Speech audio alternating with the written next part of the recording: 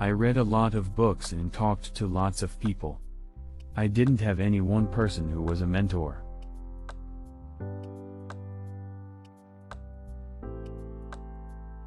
But I always looked for feedback from the people around me and feedback from the historical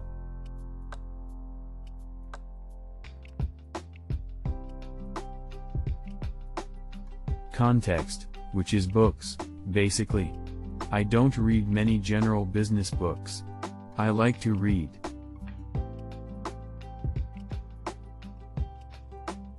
biographies or autobiographies. I think those are pretty helpful, and a lot are not really business.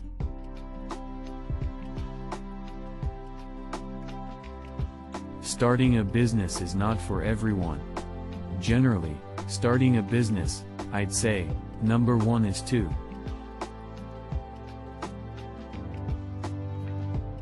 have a high pain threshold.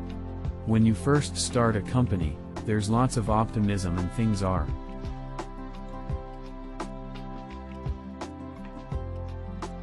great. Happiness at first is high, then you encounter all sorts of issues and happiness will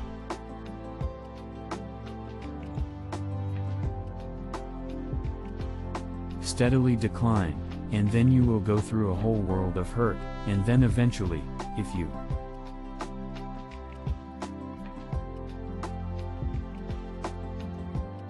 succeed, and in most cases you will not succeed, if you succeed then, after a long time, you will finally get back to happiness. In order to make the right decisions, you have to understand something. If you don't understand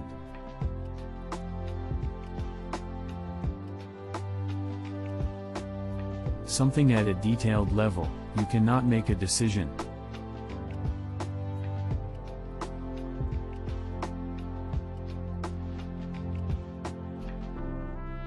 Great companies are built on great products. When the product starts to become shoddy and uncompetitive, so does the company. I think the thing that drives me is that I want to be able to think about the future and feel good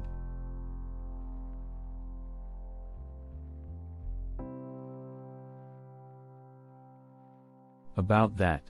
So, we're doing what we can to have the future be as good as possible, to be inspired by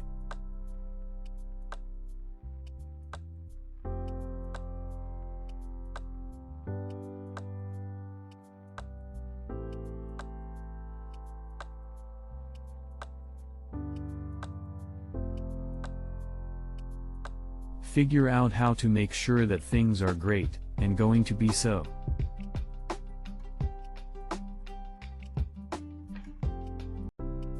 The thing to remember is that when companies are little, they're like tadpoles. I mean, they just die.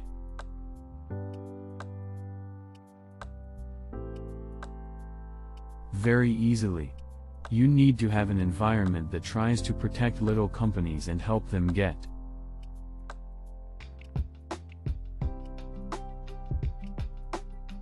bigger. Silicon Valley does that very well, and America, in general, does that very well a lot of the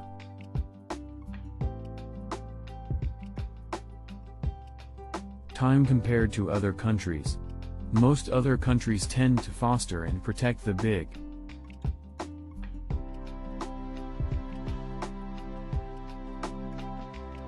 companies. Big companies don't need protection.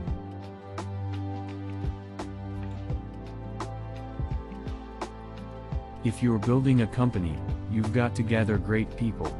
I mean, all a company is.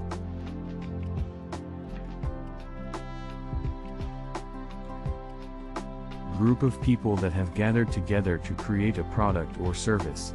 So depending upon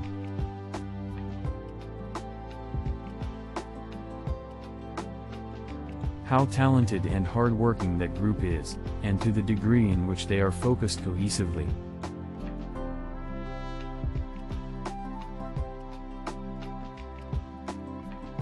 in a good direction, that will determine the success of the company. So, do everything you can to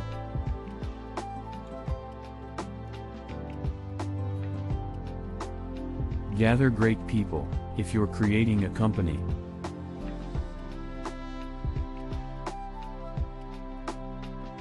I think it's important to take feedback from your environment. You want to be as closed loop.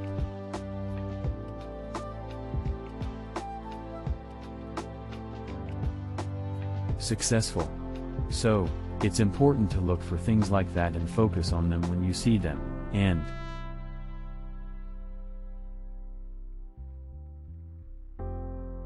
you correct your prior assumptions.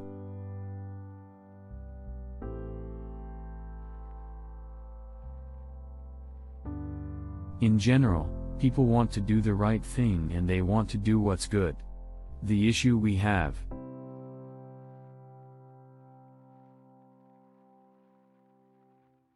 right now is that the rules fundamentally favor the bad outcome.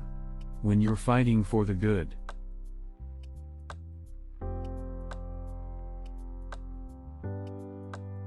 outcome and it's an uphill battle, it's just slower.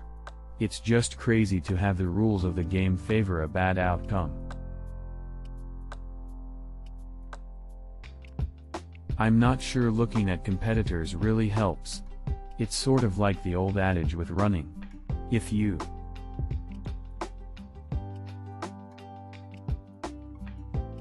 start looking at the other runners, it's not good, you know. When I was in college, I wanted to be involved in things that would change the world.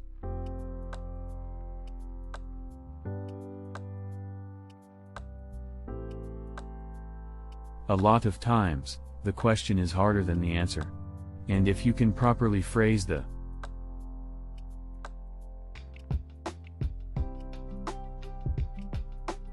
question, then the answer is the easy part. So, to the degree that we can better understand the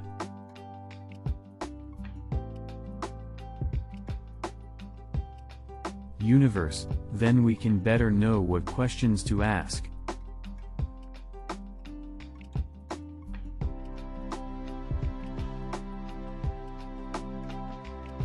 I would say try to learn as much as possible that allows you to predict the future or make the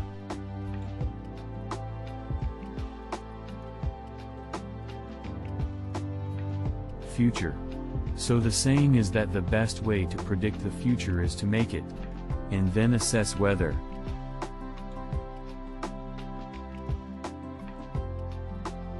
what you're learning is enabling you to predict the future with less error.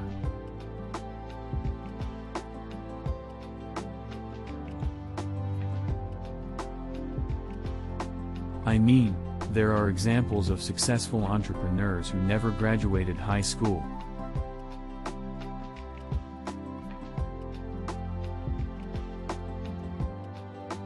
And there are those that have PhDs. So I think the important principle is to be dedicated to learning.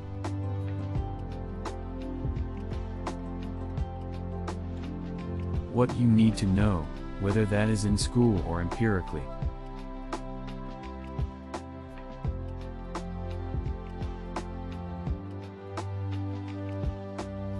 I don't ever give up. I mean, I'd have to be dead or completely incapacitated.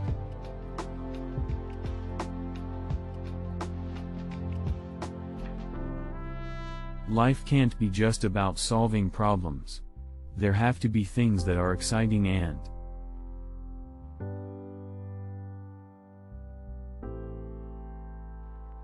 inspiring that make you glad to be alive.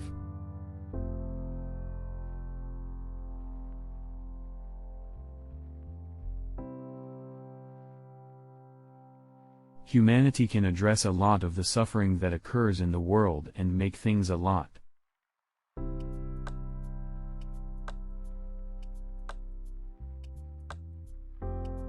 better. I think a lot of times people are quite sort of negative about the present and about the future.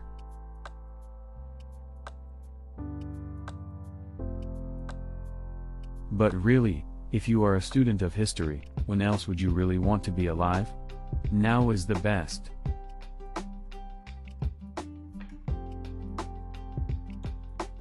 time, pretty much. Those who think the past is better have not read enough history.